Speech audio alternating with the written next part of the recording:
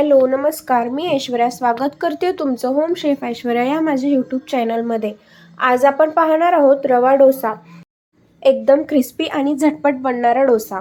चला पाहूया हा डोसा कसा बनवायचा ते।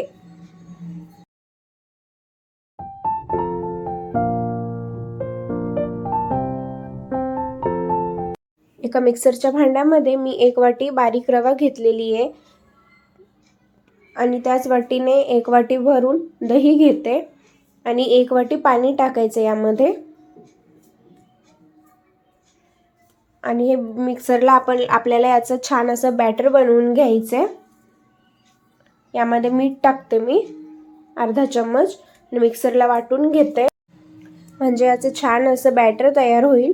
हे पहा, आपलं बॅटर तयार आहे। हे मी आता एका डिश मध्ये काढून घेते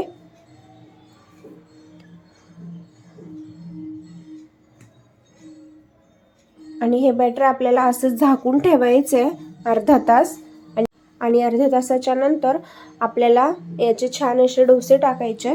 अर्धा तास मी हे बॅटर असंच ठेवली होती। हे पहा, अर्धा तास झालेला आहे आणि या बॅटर मध्ये मी आता इनो असतं ना, आपलं जे इनोचं पॅकेट असतं त्याचं अर्ध पॅकेट आपल्याला यामध्ये इनो टाकायचंय। तसं मिक्स करून घेते आणि हे बॅटर थोडंसं मला असं घट्टसर वाटतं म्हणून मी यामध्ये थोडंसं पाणी टाकते आणि याला व्यवस्थित असं मिक्स करून घेणार आहे। आपल्याला ही कन्सिस्टन्सी हवी आहे बॅटरची। आता आपण पॅन वरती छान असे डोसे टाकून घेऊया। पॅन छान गरम झालेला आहे, त्या पॅन वरती मी पाणी टाकते आणि मग नंतर पाणी सुकल्याच्या नंतर मग त्यावरती आपल्याला छान असे डोसे टाकून घ्यायचे। एकदम छान पसरतं हे बॅटर, एकदम अजिबात पॅनला वगैरे काही चिटकत नाही आणि डोसे तर एकदम क्रिस्पी होतात, मस्त होतात। जर तुम्ही कधी या पद्धतीने बनवलं नसेल डोसा, रवा डोसा, तर एकदा नक्कीच बनवा।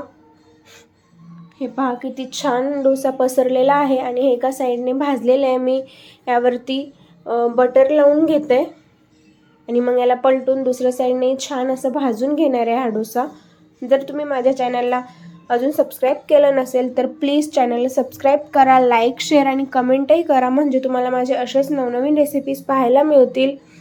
आणि व्हिडिओ तुमच्या फ्रेंड्स आणि फॅमिलीलाही शेअर करा।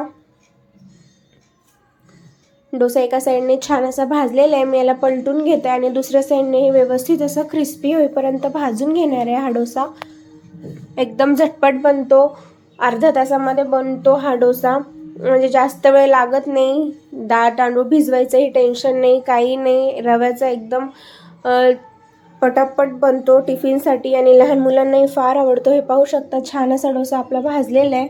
मी आता हे प्लेटमध्ये काढून घेते। पहा, वाटत नाही ना हा रव्याचा डोसा आहे म्हणून,